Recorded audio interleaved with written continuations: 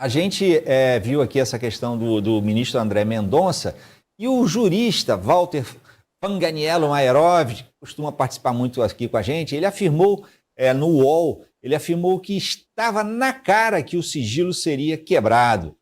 Tudo isso ao comentar, né, a decisão envolvendo o filho do presidente. Para ele, Maierov, a medida era previsível diante do andamento das investigações.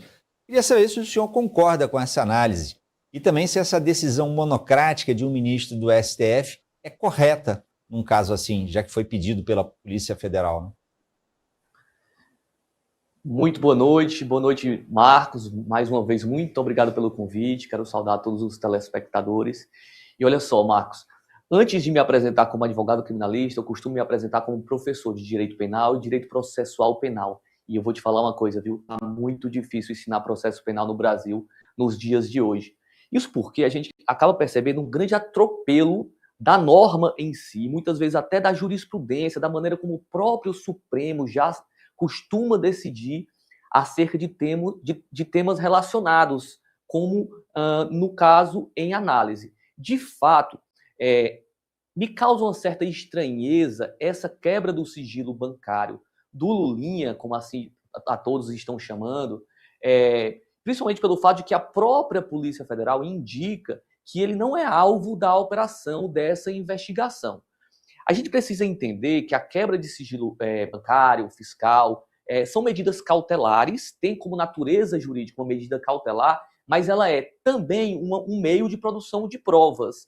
Um meio de produção de provas contra pessoas que estejam sendo investigadas, sejam no inquérito policial, no âmbito da Polícia Judiciária, aí seria a Polícia Civil, ou no caso em questão da própria Polícia Federal, investigados pelo próprio Ministério Público no âmbito de comissões de procedimentos de investigações criminais, procedimentos administrativos dentro do próprio Ministério Público, ou também dentro de uma comissão parlamentar de inquérito, que, como o nome já diz, é uma comissão que vai estar investigando.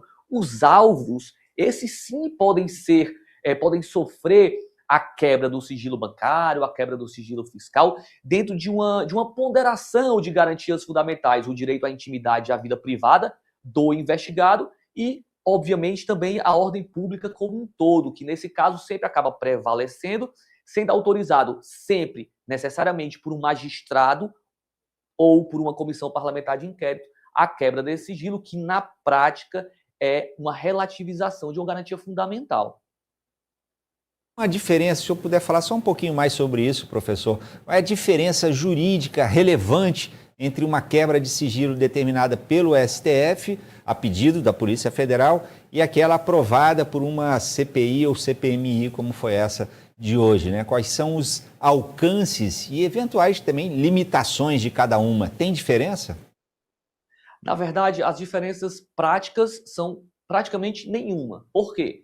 De um jeito ou de outro, seja essa quebra de sigilo bancário ou fiscal autorizado por uma autoridade jurisdicional, seja um juiz de primeiro grau, um desembargador na segunda instância, ministro do STJ ou ministro do STF, se a quebra do sigilo bancário for autorizada por uma autoridade jurisdicional, o investigador, seja a Polícia Federal ou o Ministério Público, terá acesso a todos os dados bancários, fiscais, que, obviamente, esta autoridade jurisdicional tenha dado a autorização. Quando a quebra do sigilo é determinada por uma comissão parlamentar de inquérito, como nesse caso, na prática, os dados que serão apresentados àquelas pessoas, àquelas autoridades que estão investigando, são absolutamente os mesmos. As limitações, elas são basicamente as mesmas. O respeito às garantias fundamentais, algumas normas processuais, mas o acesso aos dados, seja de uma quebra de sigilo bancário, seja autorizado judicialmente ou por uma CPI, é absolutamente o mesmo.